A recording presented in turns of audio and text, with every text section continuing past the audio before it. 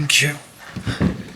Okay, good afternoon everybody and welcome to St George's Park for this media conference ahead of tomorrow's game between England and Senegal at the City Ground, joined by England head coach Thomas Tuchel, and we'll get underway when you're ready with Rob Dorset from Sky Sports News. Hey Thomas, good to see you. Thank you, same. You were clearly frustrated by the performance and at times the attitude of the players against Andorra, you said, but what have the players said to you since? Have they kind of accepted that it fell well short of their own very high expectations? Yeah, I think that was common sense even straight after in the dressing room and on our way back. Common sense, we all shared the same feeling that we could have done better. There are always two sides of the medals. So even in a performance and when you're emotional and you don't like the performance and then how we played, we also have to look at the side where we created an XG of 4. So if we look at other top-tier sides who played against Andorra, we created more XG than them. But we underperformed in converting, and we underperformed in converting chances, in being clinical, in the efficiency, and in the accuracy in our chances. We underperformed clearly in the physical input into the game, which we could see on the sideline, but could also see on the data. So we simply ran not enough.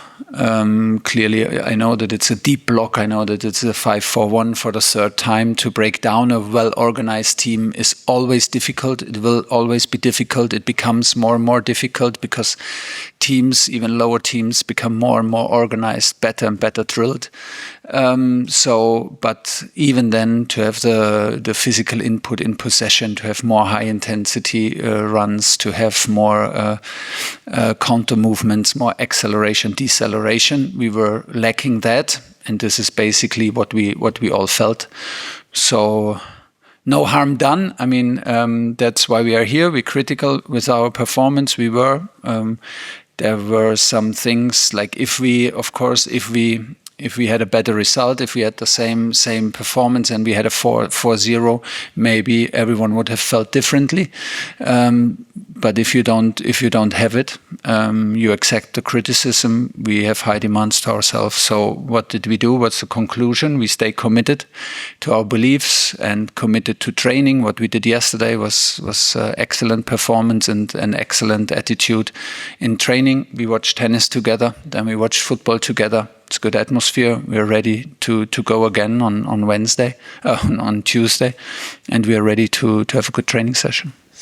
I think we in the media, and I suspect the England fans as well, really appreciate how honest and direct you are in the way that you speak. You know, if it wasn't good enough, you say it wasn't good enough. Yeah. That's not always the case with football managers. They often protect their players an awful lot. How did the players take it? But I think also I protect my players. I said no names of players, and it's not an individual matter. But we as a team, we simply didn't match our own standards. And like I said, I didn't like the last 10 minutes because I felt at the sideline that we didn't play serious enough to win it in the end, what we needed to do in a World Cup qualifier. What I tell you, I already told before the team directly. So there are no messages that I give via a press conference. Everything I say here, I already said to the players. And why should we sugarcoat it? Why should I mean, you have been in the stadium. Why should I tell you that we had a good game and we are happy with what we did if we're not happy? So I think there's no harm done. We can handle criticism, and I always strongly believe that a group of football players, a team in football can speak honest to each other. I always include myself. It's always a we message that we try to give, and now it's on us to do better. The attitude towards training, the attitude in camp, the commitment of the players was outstanding. Everybody wanted to be there. Everybody wanted to be involved. Everybody wanted to start. We really wanted to play. They wanted to play this game, and then got a little bit stuck. We take our analysis from this and try to do better, of course. You had a lot of goals and aims in this camp. It wasn't just about a World Cup qualifier against Andorra. Of course, that was the focus at the end of that week in Spain. but you got some warm weather training, you got to bond with the players and spend some time with them, and you got to do some specific preparation for next summer as well with the heat training and that sort of thing. So how did the rest of the camp go from your perspective? Was it the only time you could have done it and really vital for you? You know, I liked, like I said, I liked the commitment. I liked, again, the spirit. I liked that everybody was committed to come. I love that everybody was committed to stay, even for a friendly match, and even that there is a Club World Cup going on and they come off a long season. But it felt a little bit like a pre-season week, players coming from holidays. And not in terms of that they don't do enough, but in terms of like the passing is not precise enough. The finishing is a bit like off from the precision because you lack simply rhythm. This is what we could see already in training, and unfortunately, it was a continuation in the game. Like I said, we have an XG of 4. It's very unlikely for the quality of the players and for our players to underperform with 1 goal if we have an XG of 4. It is in a game like this more likely that we overperform, but the rhythm was simply not there. So yeah, the players were committed. The energy was absolutely the energy that we wanted, and it continued like this. Like even after, why should we be disconnected now? Why should we be less committed now if we have like 1 game with which we were not so happy? There are parts of the game were totally okay, like the first half an hour where we created a lot of chances and could have made life easy for us, but we didn't. So we accept it and continue, keep the belief up and believe in what we are doing and players do excellent so far. Can you give us an idea of the changes in personnel you're considering for what I think you'll agree is probably a much tougher game against Senegal? And has that performance against Andorra changed any of your plans going into this? It always does. It always does, because you always the next game is the most difficult game, and this is the game where we have our conclusions from, and then we react, of course, to this game. You react to injuries, you react to minor problems, you react to performances, and then we build a team for tomorrow. There will be some changes, I will not let you know how many of them, but there will be changes because we want to see the players. We want to reward players who kept the level up now yesterday, which is always a crucial day for me in how is the energy, how is the quality in the match day +1, even in a match day +1 when the game was not so good, like how do we go out and train and react, which was excellent yesterday. So we see some fresh legs. We will see some new faces. Tough opponent, very physical opponent. High quality individually. They play in top clubs throughout the whole team, throughout the whole pitch. There's high level quality, a lot of intensity. Very physical team. They love to play and run. So we will have to match that, and looking forward to it. I'm happy that we have this kind of caliber. I'm happy to play in Nottingham City ground, and we're looking forward to it. Hello, Thomas. Ian from the BBC. Do you think you learnt more from a 1-0 win and the way that they struggled towards the end than maybe had you won convincingly 4-5-0 at the weekend? Not sure. I would have preferred the other way, but it is like this. Like, and in the end, like I said, there's also we kept 3 clean sheets. We have 3 wins in 3 matches, so there's no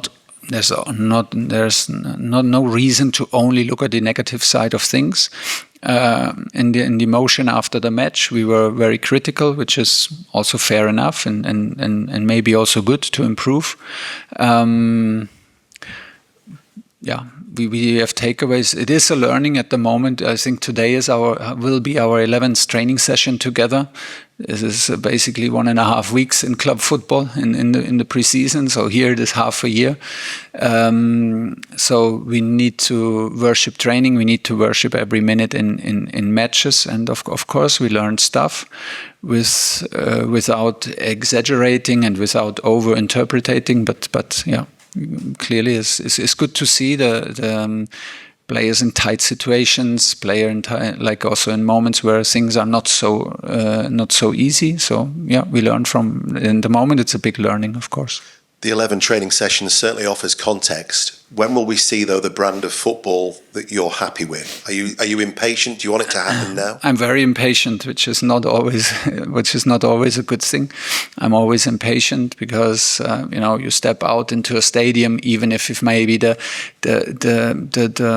fixture itself is for the players after a season, after big finals, after European finals, after fighting for Champions League places in the biggest league, is maybe not the most exciting fixture. But for me personally, once I step into a good stadium, once I see the grass, I smell the grass, I see 7,000 English supporters there ready to go, I'm instantly on, and I'm instantly expecting something, of course, from myself and from the players. So and it will be the same for tomorrow. Of course, I'm impatient, and we want to do better. We are thinking of giving the players maybe a little bit more freedom within the structure. Let's see. Still think it was a very offensive structure, a very offensive lineup that we tried to break the line down. Tomorrow we face a more physical, a more demanding team, and we will maybe in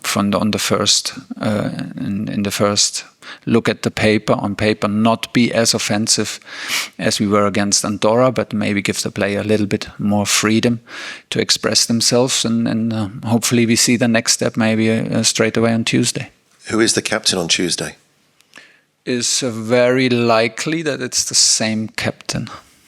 Okay. In that case, then, could you talk to me about Bukayo Saka? Because he's yet to play under you. So how excited are you by the prospect of Bukayo Saka? Very excited, because I could see that he worked hard to come back from his injury, had then this minor discomfort in the last match, which worried me a little bit, and then he just had one training session with us, a full training session and one half training session on Thursday, Friday before the match. So we decided in the end to protect myself a little bit, to not let him play, not be in the squad, to not take any risk. But he is happy. He trains with a smile. He had yesterday amazing training session with a lot of quality. He will start tomorrow, and of course he's a key player for us. One more there. Afternoon, Thomas. I wondered if you and the players watched the Nation League final last night. Yeah. And obviously not only Spain and Portugal, but France and Germany. What were your thoughts on the tournament and obviously the standard of the teams? France-Germany was in the preparation to our training, so that was not possible to watch it together, just some bits of it.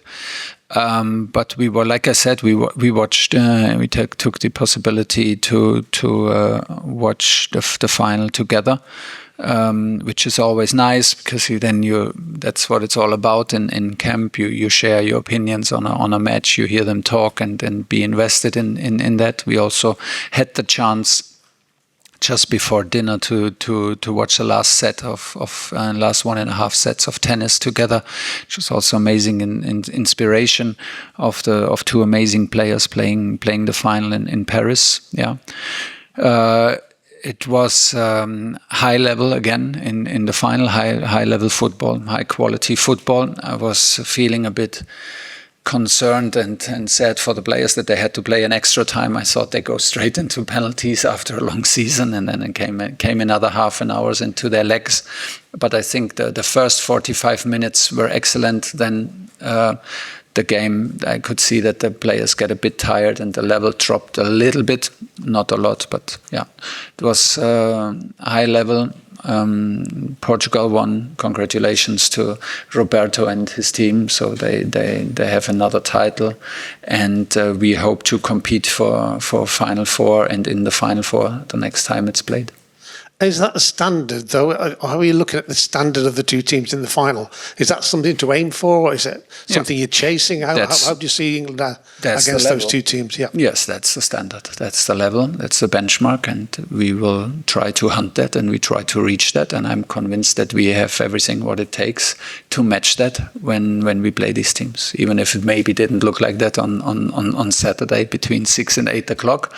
But in general, I'm absolutely convinced that we have everything what it takes to compete on exactly that level. Thank you very much, Thomas. Finish back with Rob. Is everybody fit for selection? Have you got 25 players you can pick from? Yeah, everyone is fit. And can I ask about Ivan Toney? You brought him back from Saudi Arabia. I presume you'd like to try and see him at some point on the pitch. Yes, of course. Let's see, because also what the game demands. First of all, it was the most important that we get to know him as a personality and how he interacts with the group, and what he can show us in training, which was pretty clear that what he can do. He's a goal scorer. He's a player that loves to play in and around the opponent's box, and preferably in the box with 1 or 2 touches to finish the attacks off. Let's see what the game brings. Let's see what the demands are. But he has every chance to play, of course, like everyone else. We have one more training session. He did very well with the others yesterday, and we have all the options with Ivan. Last one from me. Thank you for that.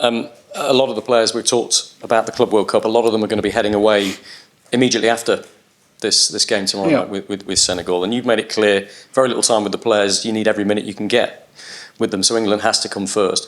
Will that workload for those particular players who are going away come into your thinking at all tomorrow? Yeah, it will be. It did already, and it will be in our thinking for the players. But we will not forget also what we want to have and we want to see. And I think this is there's no problem in it. Okay, thank you very much, everyone. Cheers. Thank you. See you tomorrow. Thanks, Tom. Thanks, Dan.